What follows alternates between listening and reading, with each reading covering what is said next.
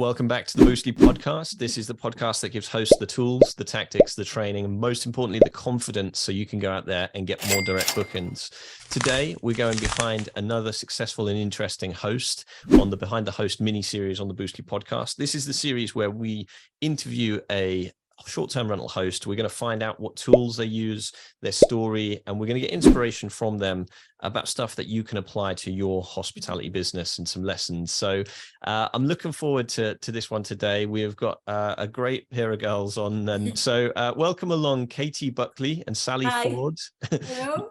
Both directors of Petal Barley Stays or Petal Barley Developments. And we're going to get to know their business today. So thank you for joining me and welcome along. Why don't we start by you introducing where in the world you host, where you're based at the moment, and anything else you'd like to share. And if we start with yourself, Katy.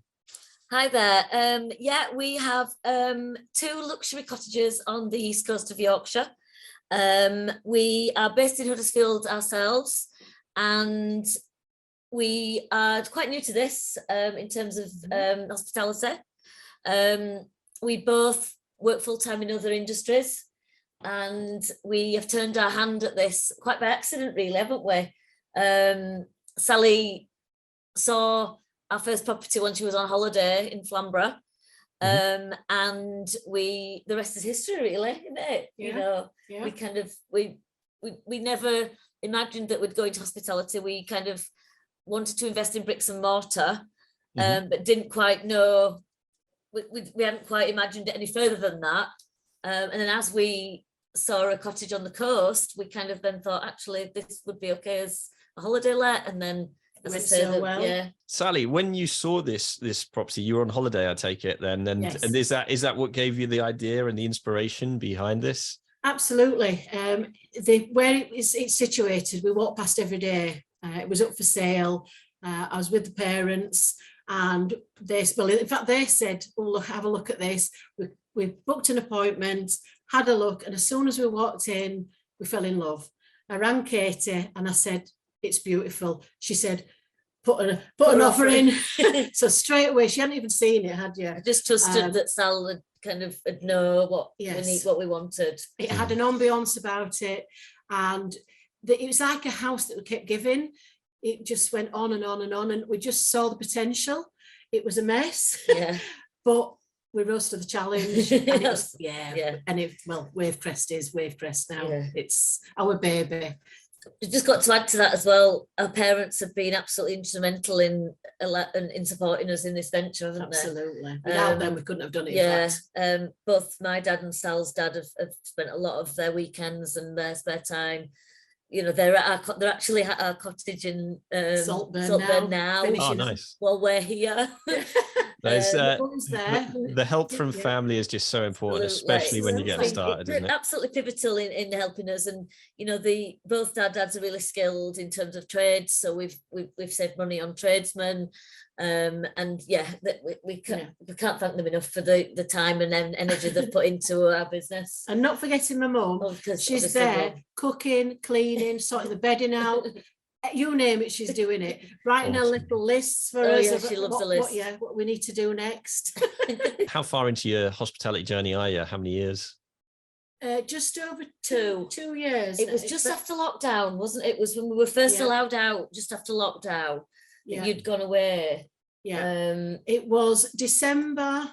We bought it December 20. Yes, that's and we launched it June 21. 21. So we spent 6 months renovating the cottage, and it's an old 1920s fisherman's cottage.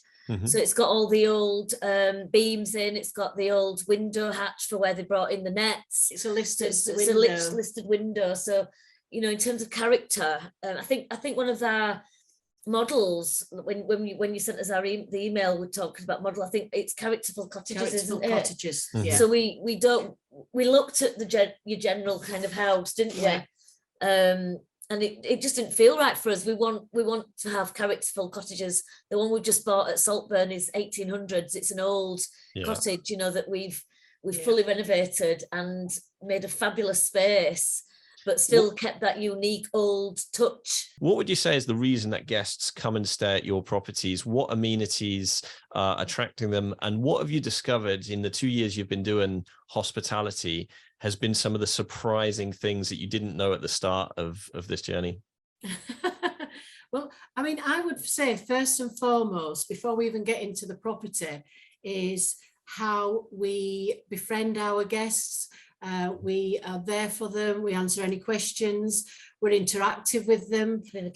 Communication is massive. So before they've even arrived, they know who we are. Mm-hmm. So they're very, very comfortable to contact us if they need anything. And then I suppose when they get in the property, in fact, because we've befriended them, we're chatting with them, the first thing that when they walk through the door, they contact us. Yeah, they do. We get an email, we get a text, they ring us and they say, wow. Yeah. And we get that quite a lot, don't we? Which is so lovely. That's the best part of it. They land and they just, wow, the cottage is amazing. And then they say that the pictures don't do it justice. So hearing that is like... we think our photos are pretty good, and we know that that's important because we've had a professional photo shoot. We haven't yet at Saltburn. He's coming on Sunday. Okay, so nice. when we go back to Saltburn at the weekend, the photographer's going to come. So by next week, we should have our full catalogue of photographs on the website for Saltburn, which is equally as impressive as Wavecrest. Yeah. But one of the things is really people are already messaging us about photographs for Saltburn because they've stayed at Wavecrest and they're trusting that it's going to be fabulous. We've even had bookings at Saltburn without any photographs because our guests are trusting us that it's going to be as fabulous as their stay at Wavecrest. I think on the back of that, we talked about trust as being a really, really pivotal thing as a business. And I'll tell you a time about when a guest, I must have spent about 3 hours on the phone to a potential guest who had been scammed out of a holiday at a local holiday destination called Tattersall Lakes. And I think there's lots of scammers selling holidays that don't exist. Mm-hmm. And they'd arrived at, with the family, two adults, 2 children, car packed up full of the holiday gear, and arrived there and there were no holiday. And they paid the full amount, and it took me ages to kind of direct her to company's house, direct her to our website, direct her to, all the things that kind of showed us as being legitimate hosts. Mm-hmm. And now she's actually working for us. She's a travel agent, and she's actually working for us. So she's selling our holidays.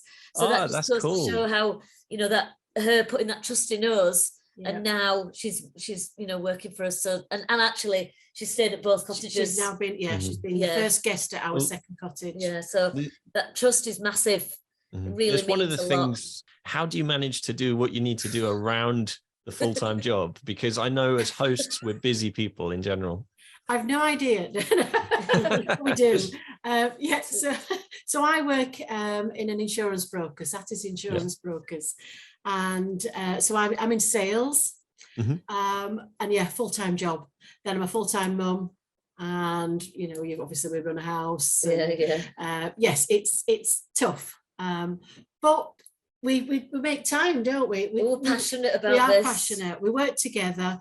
We do it on evenings, weekends, etc. And our aim is to eventually this be our full-time job one day. That's our dream. It can't come soon enough, but for now, I think we don't mind putting in that time because we know that ultimately we're going to benefit from that. We give that time because we know that ultimately we're going to benefit eventually for being able to do it full time. That's 100%. Kind of our aim. Having a blast, gonna get it on the Bruce Lee podcast. Bruce Lee like Bruce Lee, cause it's so hard and the T is loose leaf. Making up those rhymes, don't write it, just do it loosely.